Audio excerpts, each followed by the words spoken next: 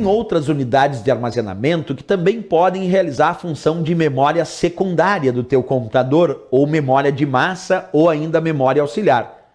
E tem muitos computadores atuais que, em vez de trazerem discos rígidos tradicionais, como a gente veio estudando, trazem no lugar de um disco rígido um dispositivo conhecido como SSD, uma unidade de estado sólido. Esses SSDs são diferentes dos discos rígidos. Em que ponto eles são similares? Vamos começar pela similaridade em primeiro lugar.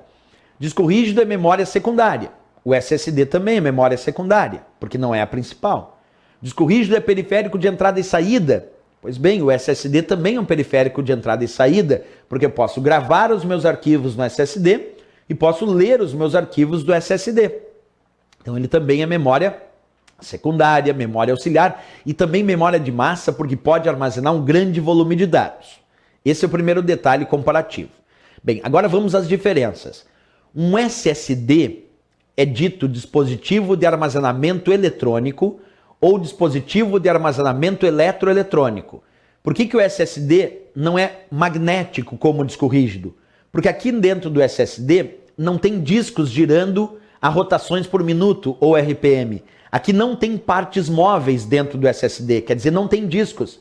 O que tem dentro do SSD são chips, microchips, que recebem os dados gravados através de corrente elétrica.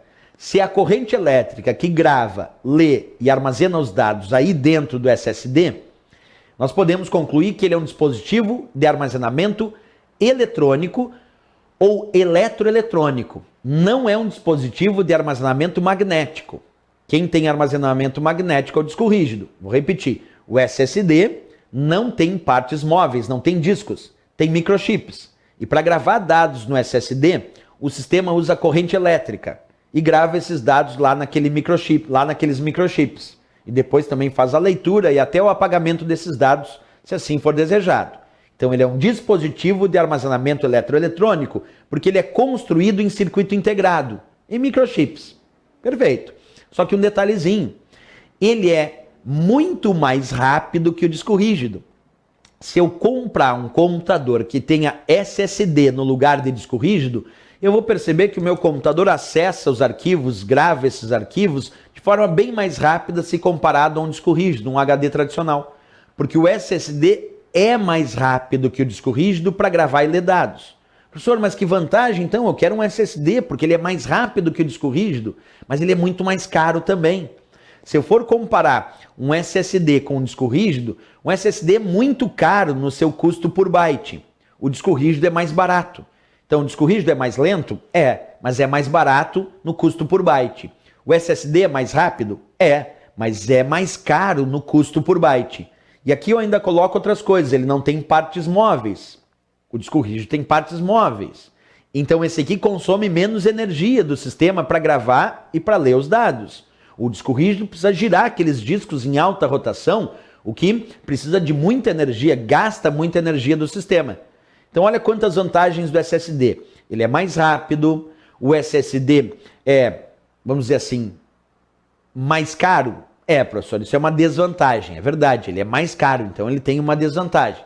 Mas por ser mais rápido é uma grande vantagem ter um SSD. Outra coisa, ele não tem partes móveis, então o consumo de energia do SSD é mais baixo. Então ele é mais rápido e consome menos energia. Tu imagina para um laptop a vantagem disso.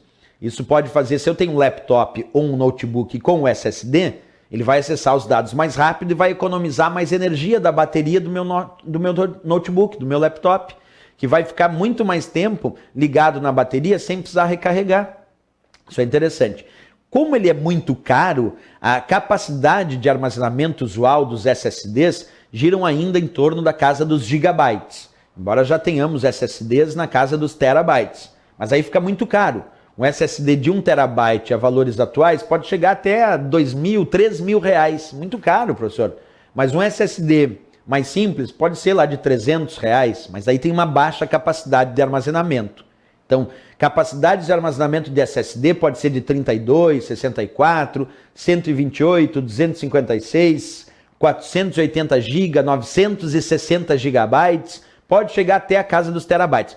Mas o mais comum atualmente para SSD é na casa dos gigabytes, dos bilhões de bytes. Quer dizer, ainda tem uma capacidade inferior ao que nós temos nos discos rígidos de maior capacidade, justamente porque o disco rígido é mais barato no custo por byte. Então, comprar um disco rígido de 1 terabyte, tu vai lá pagar os seus R$300. Aqui, por R$300, tu leva um de 128 GB. Quer dizer, uma capacidade bem inferior. Então, porque o custo por byte do SSD é mais caro. Outro ponto.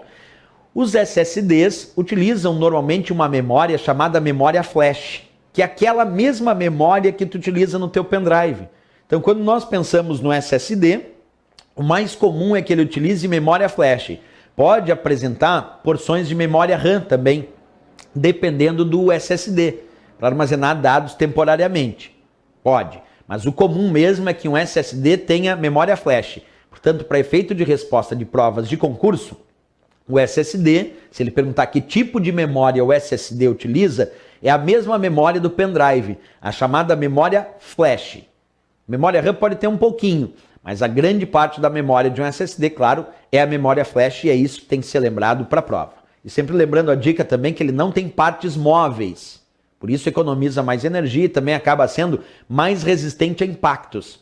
O disco rígido, como tem partes móveis, é menos resistente a impactos. O SSD é mais resistente a impactos porque justamente não possui partes móveis na sua constituição. Muito importante. Outra dica...